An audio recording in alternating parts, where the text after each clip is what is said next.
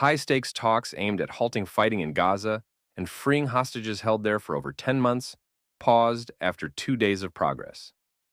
Friday, mediators said, sounding a hopeful tone as they presented a revised proposal to close gaps remaining between Israel and Hamas. U.S. President Joe Biden added that work remained to be done, but negotiators were closer to a deal than ever, even as Hamas, which did not participate in the discussions, appeared to reject what it said were, quote, new conditions. Talks between Israeli negotiators and mediators from the United States, Egypt, and Qatar began Thursday in the Qatari capital and continued Friday, with a joint statement from the three mediating countries describing the summit as, quote, constructive. What they really meant is that the United States, Egypt, and Qatar are showing early signs of successfully twisting Israel's arm to force a Hamas-friendly deal on the Jewish state for political expediency in their own countries. More specifically, Biden's Democrats, now led by his Vice President Kamala Harris, are hurrying a deal so they can parade around to American voters this quote-unquote achievement, regardless of how dismal this deal is for Israel. Supposedly, one of America's greatest allies. Although some in the Democratic Party act as though Hamas is one of their greatest allies. So I guess for them, a Hamas-friendly deal would be fabulous news. Egypt is desperate for a ceasefire between Israel and Hamas because an elongation of the conflict could spill into Egyptian soil and fuel Muslim Brotherhood-led unrest that in turn could very well threaten Egypt's secular Arab governance. Qatar is pining for a ceasefire because they are besties with Hamas, and a ceasefire would likely ensure that the terror group retains its prominent, controlling presence in the Gaza Strip, even if Hamas is badly bruised from this war that it started and Qatar undoubtedly knew about ahead of time. Israel is also worthy of much critique, since it seems like the Israelis have been dangerously negotiating from the wrong position.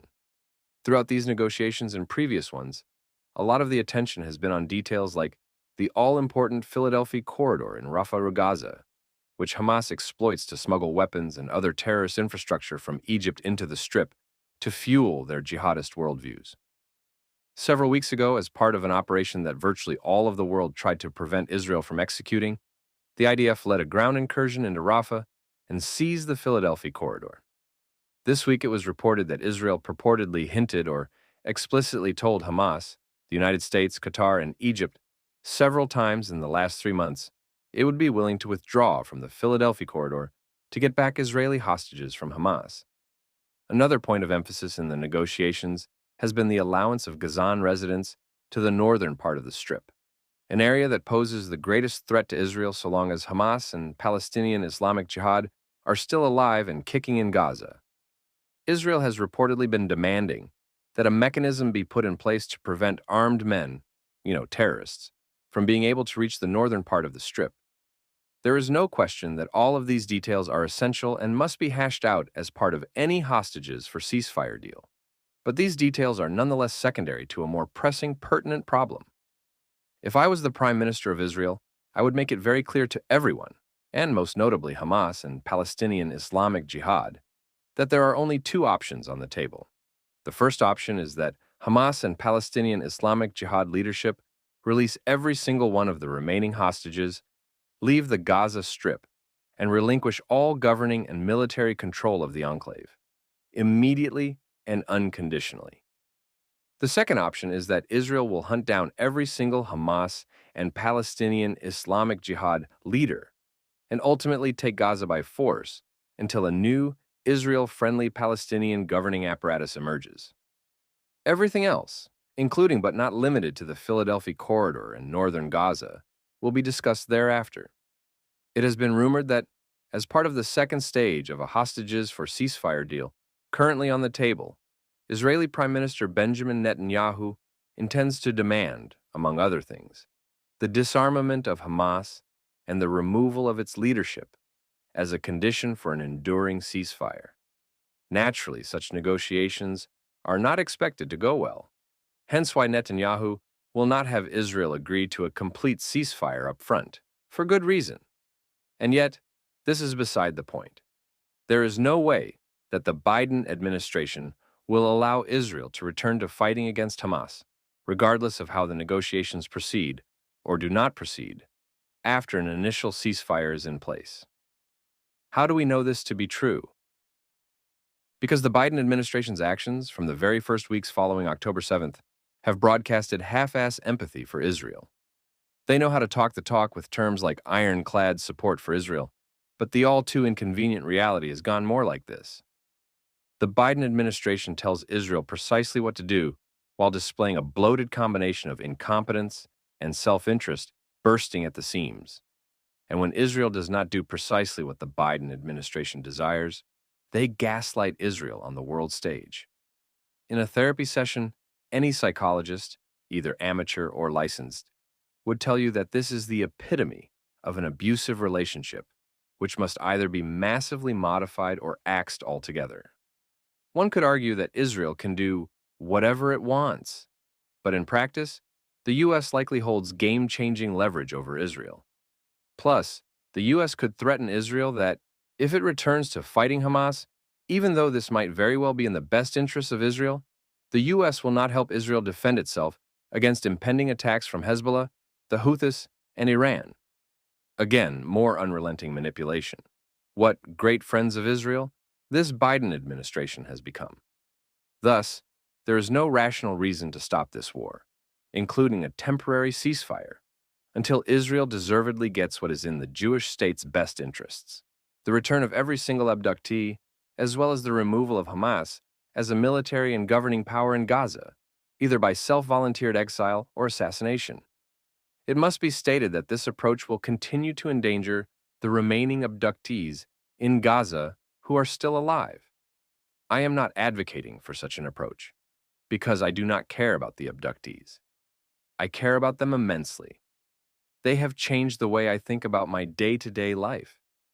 Basically, whenever I get upset or sad or frustrated about something, I instantly remind myself that we have abductees who would do anything to replace their situation for the last 315 days with my first world problems. However, and this is where we ought to get painstakingly sober, despite the lack of humanity that it entails, the abductees are bargaining chips.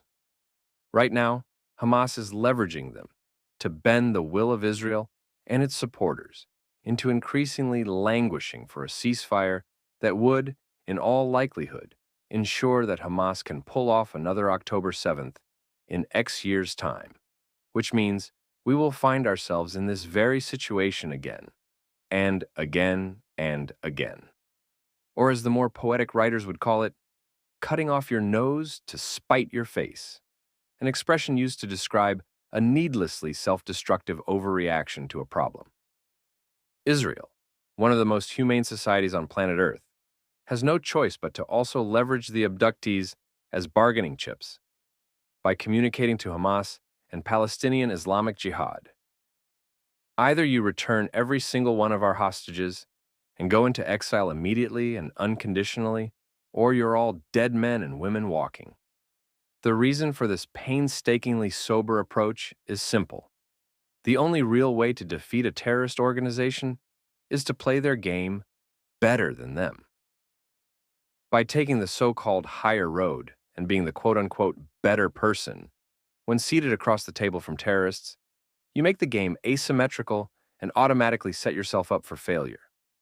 Of course, some folks in Hamas and Palestinian Islamic Jihad will likely challenge Israel to assassinate them rather than release our hostages and go into exile immediately and unconditionally. Others will attempt to kill the hostages as they are inevitably killed themselves. That is one side of the coin. The other side is as follows. Many thousands of Hamas and Palestinian Islamic Jihad operatives have already surrendered to the IDF because they realize that their perverted game is over. Finito in Italian, Gahmur in Hebrew, and Israel has already infiltrated top Hamas leadership. A few days ago, it was reported that a Hamas operative reportedly confessed to having tipped off Israeli security forces on the location of the terror group's military chief, Mohammed Deif, in what led to the IDF launching a strike that assassinated him moments later. This was just one of hundreds of successful assassinations that Israel has notched in just 10 months of this Israel-Hamas-Hezbollah war, which, we must remind some in the crowd, Hamas launched on October 7th, and Hezbollah joined 24 hours later, a few weeks before Israel's ground incursion into Gaza. So, two things can be true and often are. One, the IDF's ability and execution to decimate Hamas and Palestinian Islamic Jihad's top brass have been working extraordinarily well. And two, Israel also needs more time, a few more months, for it to apply maximum pressure on the remaining Hamas and Palestinian Islamic Jihad leadership, to give back our hostages and go into exile immediately and unconditionally, or suffer the same fate as their fellow comrades. Those who contend that, quote, Israel will never be able to completely destroy Hamas, as multiple American officials working for the Biden administration told the New York Times this week. These people are lying through their two front teeth to us for reasons that have nothing to do with Israel or Hamas, and everything to do with the Biden administration's increasing desperation to save political face and help Vice President Kamala Harris make Israel a sacrificial lamb for the benefit of her own political calculations. There are others, both in Israel and abroad, who argue that October 7th should have never happened in the first place, and that the buck ultimately stops with Israel's leadership. We can play the could have, should have, would have game all we want across every millimeter of life. But I have no interest in pretending like I live in an alternate reality. Instead, I prefer to be pragmatic about what is, not what could or should have been. For instance, October 7th did happen. It was an astronomical fuck-up by Israeli leadership. Israeli leadership, including but not limited to the Prime Minister, should be held accountable immediately after this war ends, according to how Israeli society and not foreign actors believes they should be held accountable. And until then, this war should not end until A, we get our hostages back and Hamas and Palestinian Islamic Jihad go into exile, immediately and unconditionally, or B, Israel forcibly wrangles control of Gaza away from Hamas and Palestinian Islamic Jihad, and assassinates whomever needs to be assassinated in the process. Another group I hear from, both in Israel and abroad, is the one which argues that Israel should agree to a ceasefire for the sake of returning the abductees, and then reestablish its defensive posture, such as deterrence, so as to prevent another October 7th or the like in the future. On the surface, this sounds like the humanitarian and even Jewish thing to do. But the October 7th catastrophe shattered several deeply rooted assumptions, at least among Israelis, most notably that deterrence does not work when dealing with antisemitic, genocidal, death cult terrorist organizations. Thus, dismantling their capabilities and removing them from Israel's borders in all of Gaza via self-volunteered exile or assassination, instead of negotiating with them, is absolutely necessary to prevent future attacks. In this case, it really is that black and white. Remember, we are not dealing with rational, respectful, compromising actors in Hamas, Palestinian Islamic Jihad, and their chief sponsors, Qatar and Iran. In other words, applying Western conventional wisdom to these nefarious actors in the Middle East will do one thing and one thing only: get you killed. Jews have incessantly faced this harsh reality in this part of the world, since at least the 1800s, and likely prior. Propositioned with life or death, we choose life, unlike these Islamists. And to choose life means dismantling these Islamists' capabilities and removing them from Israel's borders in all of Gaza via self-volunteered exile or assassination.